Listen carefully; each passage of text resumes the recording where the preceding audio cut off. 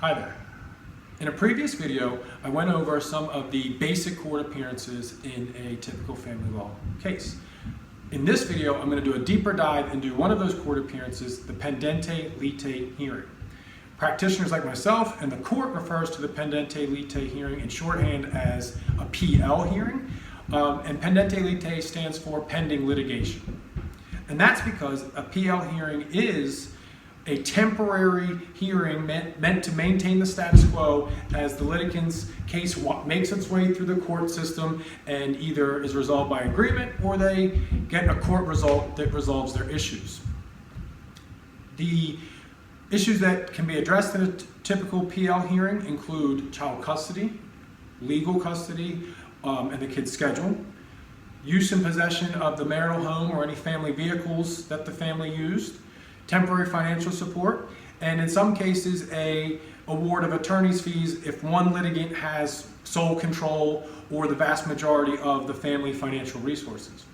The PL hearing is meant to kind of set the ground rules for daily life for the parties or their children until, like I said, the case is resolved either by agreement or a final merits court order, whether that's a judgment of divorce or a custody order, whatever the case may be. The PL hearing is typically conducted pretty quickly for court standards in the life of the case, typically within 3 or 4 months of the filing of the complaint. They are often heard by a magistrate who is not a judge and therefore cannot issue a court order. So instead, the magistrate issues a report and recommendation. In this report and recommendation are the findings of facts that the magistrate makes based on the evidence before them, and then they make a written recommendation that will later be reviewed by a judge, and that judge then has the discretion to take those recommendations and put them into a court order. If one or both of the parties are not satisfied with what's in the recommendation, the appeal option to litigants is called taking exceptions, which I'm not going to get too far into here.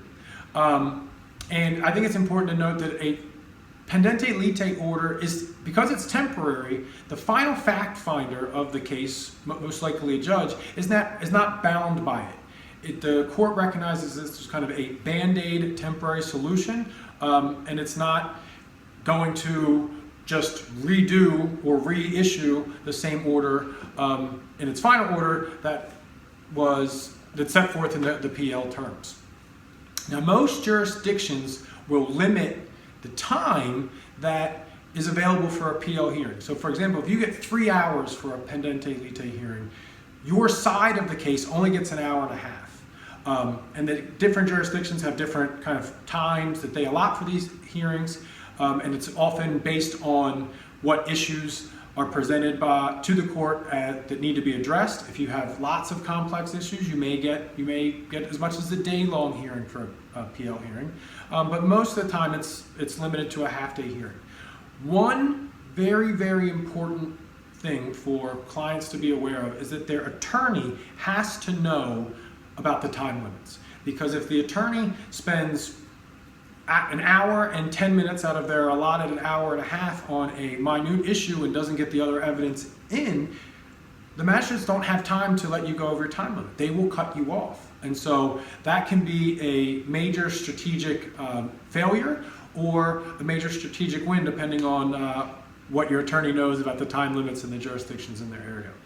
So if you have any questions about Pendente Lite hearings, PL hearings, do not hesitate to call myself or the other attorneys at my law firm, Weinberg Schwartz, at 410-997-0203. If you have any questions about me or want any more additional information about me, all of the links to my social media pages are in the description of this video below. And as usual, if you found this video helpful or interesting, please like it, please comment on it, and please share it with everyone you know. Thank you very much.